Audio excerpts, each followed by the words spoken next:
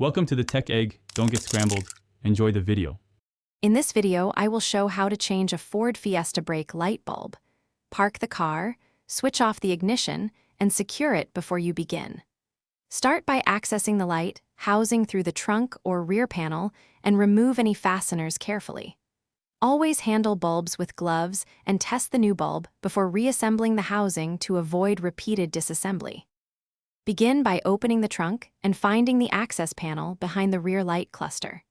Use a screwdriver or trim tool to remove screws or clips, working patiently to avoid snapping plastic tabs. Gently pull the panel back to expose the bulb socket and set the panel and fasteners aside in a safe place so nothing gets lost while you replace the bulb.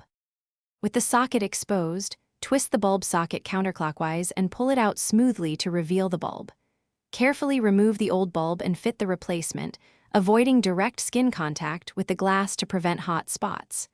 Reinsert the socket, twist to lock it, and test the brake light by pressing the pedal or having someone help.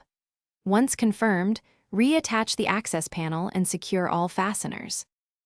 Thanks for watching. Consider subscribing if I helped unscramble your problems.